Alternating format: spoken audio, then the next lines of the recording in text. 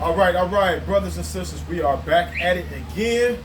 Man, this time, this is a special interview right here. I am live in Montego Bay, Jamaica, and I'm connected with my brother right here, a brother that has been walking in wisdom, a brother that has been obtaining wealth, a brother that has served the Most High. That's first and foremost. This man, we've been over here just dialoguing, been over here breaking bread, eating, and having a good time, but I wanted to come to here and be able to speak on the journey of Rohan. And he's also known as Masha Yasharala. So he's been in the entrepreneurial space. I want to be able to go back and revisit his journey, from a childhood on. And, he could be able to share any type of wisdom, whether it's practical, spiritual, with the body of believers. So, Rohan, are you originally from the Jamaica area? I'm originally from Manchester, Mandeville, Manchester, Jamaica. So this has been my home from birth. So living here in Jamaica, it's been fun, it's joy. The people are nice, they're warm, 99.9% good people. So my entrepreneurship journey, it's been from a young age because I used to operate a reggae recording studio. And I used to be the #1 voice doing advertisements, and yes, I still do advertisements. So now, hold on. You said the #1 voice in your parish, in your area. You was #1. Yeah. Also on the radio. On the radio? Yeah, because I did a lot of jingles for radio DJs. I used to keep a lot of events, but now I'm coming back with events, and one of the events we have coming up is called Unity, where we form a group that is called the Jamaica Business Group. Jamaica Business Group. Okay. Yeah, where we're inviting Jamaicans locally and internationally to come together as we do back to school events. So at these events we'll be doing clean entertainment, we'll be giving away books, bags and pencils, and also we want to help the less fortunate with school fees and tuition. So that is one of the main thing on my agenda now. No, so we're gonna build up to that. What age were you when you began to get this entrepreneurial itch, if you will? Ooh. Say that, listen, I just know that I have to do something else on the side. My first record of being an entrepreneur was about grade 6. Okay.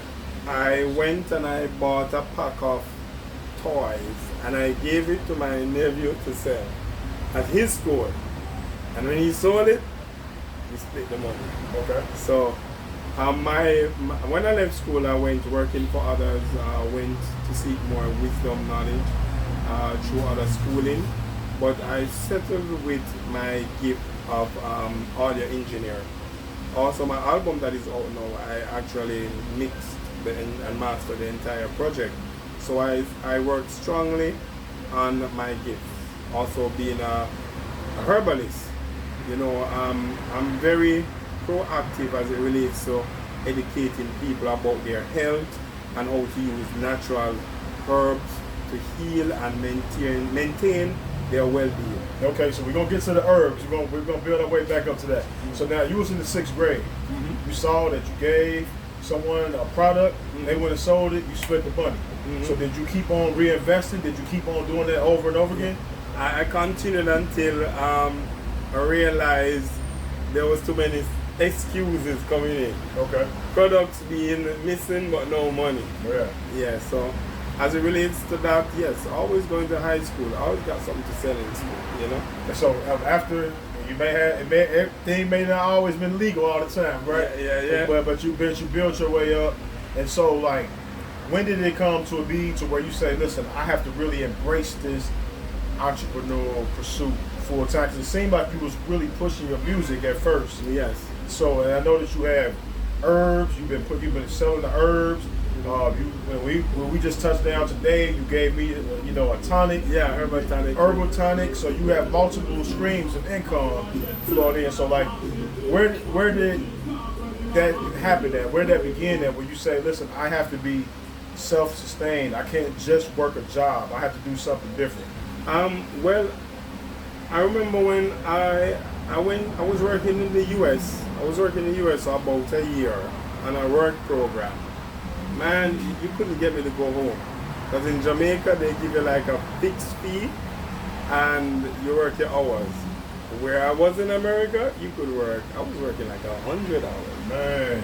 I didn't want to go home. Man. Because this is my first time out of the country. How old are you when you have this work ethic that you just talked about? 100 hours in a week. I mean, I did 60, I did 70, but 100, that's override. So, how old were you when you was putting in this? I was in my work? 20s. In your 20s, okay. 20s, you know. So before that, I was being prepared because I was a security. And a caretaker for a facility in Manchester. So I was being prepared. I'm used to the double shifts. I'm used to the extra hours. So when I went and I found out how much they were paying, like I don't want to go home. I gotta stay and make that bread. Yeah. So I came back to Jamaica, teamed up with another brother, did a studio. After that split, I did my home studio. My home studio became so busy, I had to take it out of my home and get a space. And yeah, I've always been getting favor. All glory to y'all. I just called some of my brethren and say, yo man, I set up a studio. Some people send money to get materials. Other people, in Jamaica we do this thing that they call dub plate. A dub plate is like, an artist have a special song and he would sing it for the sound system and the sound system would pay him for that. They gave me dub plates to sell so I could make money to set up the studio because my studio sounds so good. Right. Everybody's like, man, we can't go to other studio, we have to go to his studio. You know, and I used to go by the name Lethal. Just so anyone who want to know who is this transformed person, I used to go by the name Lethal. But now it's Masha. You can call me Israel. So I made a transition, set up the studio, serving the community of Manchester, serving the whole of Jamaica. I even started a network with radio stations in the US. So when they wanted ads to do, they just channel it through me. So I was doing a radio station in Poughkeepsie advertisement.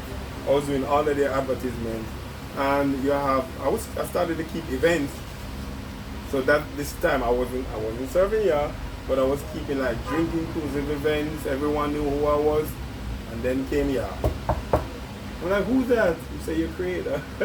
So at this time, before our Heavenly Father knocked on your heart, you was what they would call the man. Yeah. You in Manchester, Jamaica, you was that dude. Yeah. Number one. Yeah. I was working with people, alright, the brethren and I that used to like go to events and so, he is the number one dancehall selector in Jamaica. They call him Pink Panther. So I was Pink Panther personal audio engineer, you know, we're bridging. Even the other day I went to Pink Panther Sundays, you know, and I performed at his event and, you know, we do clean music and things. I don't throw my brethren aside who I used to power with because they are called. Yeah. I still be a light unto them, I still listen to them, I still show them love. You know, I not alienate myself from other people because someone prayed for me. Right. You understand? When I was doing my wrong, someone was praying for me, someone was checking up on me. So I'm gonna be that brother now to check up on my other brothers who have not yet come to the light, you know? So that's how it is. And I used to be all over the place. I used to go to New York, I did a media tour, went in the Caribbean for shows, all sorts of stuff. Man, so all these shows and all these events that you were doing, you wasn't just doing it for free. No. You was bringing in some cash. Yeah, we had it. So how was that working for you at that stage of your game? Now are you in your 20s at this time? No, I'm 42. No, I'm talking about while you were making this music. Yeah. Are you in your 20s at that time? Yeah, I was in my 30s at that time. 30s, okay. 30s. Alright, no, just to let you know, I didn't have wisdom at that time, right? I had earthly wisdom. I never have the divine wisdom. So I was investing the quick hype money back into the quick hype. Yeah. So you had to keep going like you're running on a treadmill. Yeah. It's like you're running on a treadmill, but you're at the same place. Yeah. You know, you're making good amount, but you don't have the heavenly wisdom how to properly invest. Right. Yeah. Right. So now coming to y'all, man, we're not even wasting a drop of water. We're using everything wisely. You know, it makes me look back and say, man, I wish I had, walked before.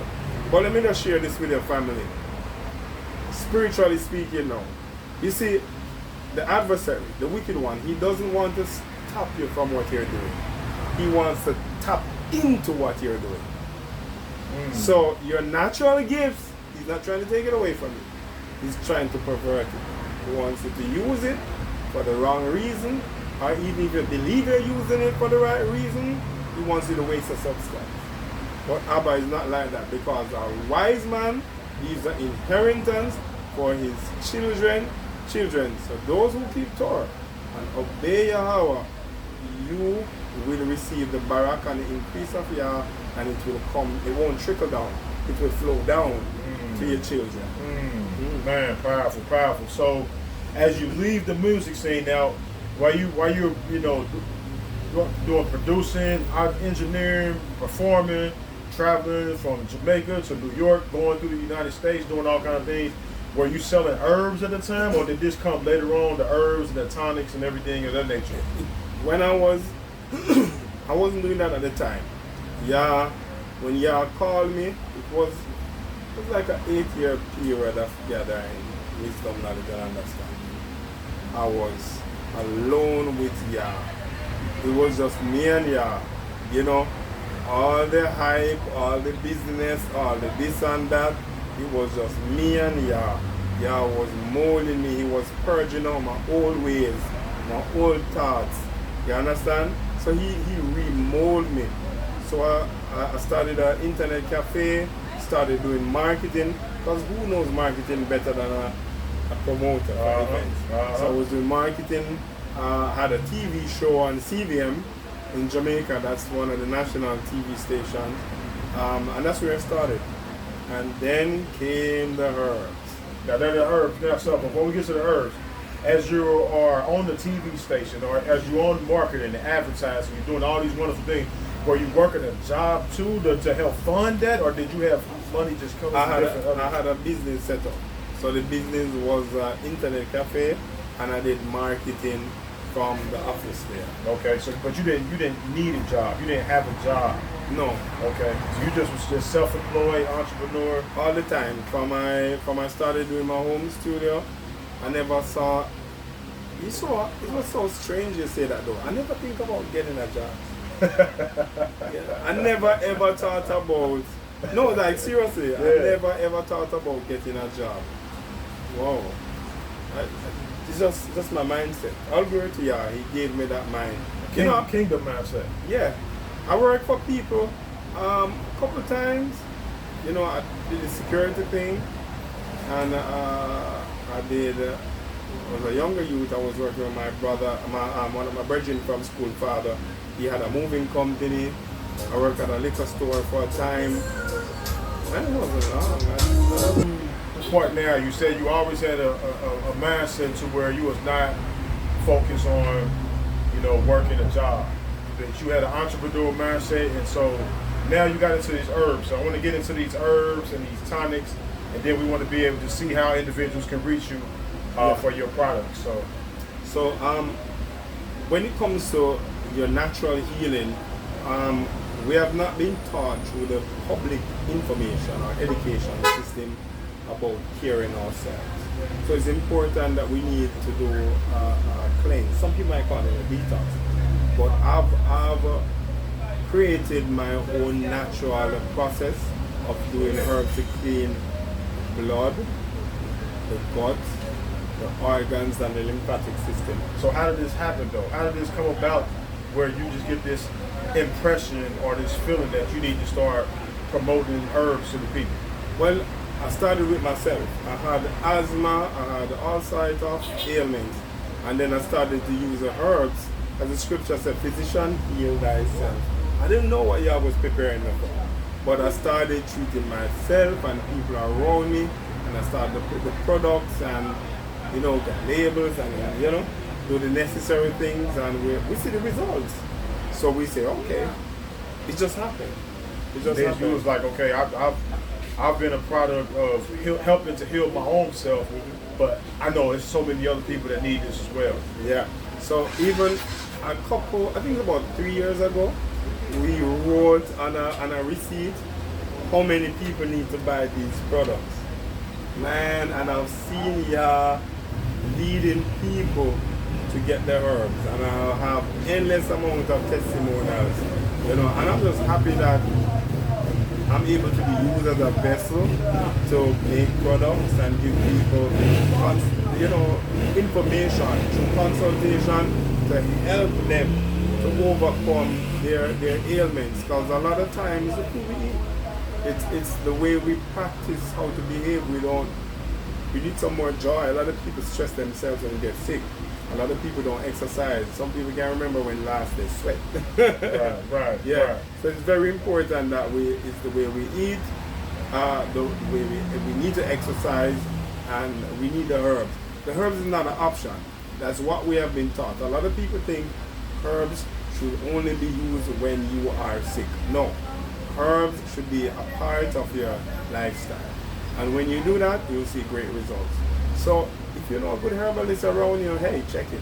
But if you want to check Masha, link me up at 1-876-819-2212. And you can also visit on Facebook and other social media network for I Am Health Corner. I'm just a servant. I'm here to serve. And so you got the herbs, but then you also got the tonics. So you want to give a brief spiel to the tonics and what they help? Okay, so when I got a special tonic now, it's called Hallelujah Herbal Tonic. It builds you up and it gives you strength. But a lot of people, they do the cleanse, but they don't do the build up. So we have two processes. We have the cleansing process and we have the build up process. So a lot of people might not want to get an entire package, but they want to get a bottle of something that can give them energy. So we created Hallelujah Herbal Tonic, and when creating this tonic, family, it was a heavenly download for all ingredients. The measurement, it wasn't a practice, let me try this, try that. No, it was straightforward instruction, wrote them down, everything, and it's perfect. Approved by the Bureau of Standard, and it's now out there for you to get. Man, well, I just want to say, I know it's so much more that we can cover. Yes. I know based off the time that we have, and then even in the location that we have, Yeah. I know we got to kind of summarize it. There's some things that you share with me that I know that we can't actually share on camera, just for privacy reasons and safety reasons and things of that nature. So I know you just gave a quick plug to individuals and where they can find you out. Is there any other things that you're pushing in the entrepreneur space that you want the listening audience to be aware of? Okay, so I'm promoting my music. So check out Masha Music on your social media. Go on YouTube, check out Masha Music or Masha Yasharala. If you type in Masha Yasharala, King David is going to come up. And we're also doing an event that is coming up. I don't know when you're going to see this video. It's the end of August here in Jamaica, where we're inviting Jamaicans or anyone who's interested to support the cause. What we'll be doing, we'll be giving back books, pencils, all sorts of stuff, helping with school fees and so for people in Manchester. And anyone, if you catch the fever to do what I'm doing for the community, do it. Got it. Well, I definitely want to appreciate this opportunity, being able to speak with you and be able to get more of your story, your testimony, your journey on entrepreneurship, your journey of wisdom and wealth. Be looking for more information coming from Masha, Rohan in the near future. We look forward to connecting with you all at the later time. To the Most High, allow us to see each other again. Say, peace be unto you. And hold the peace when I'm giving, as is wisdom that just speak. Remember to get the fundamental laws of wisdom. I got my copy. You understand? I got my copy. And I listen to the YouTube audio all the time. So go and get it. Wisdom and wealth, they go together, family. Wisdom and wealth. It's not wisdom and poverty. No, it's wisdom and wealth.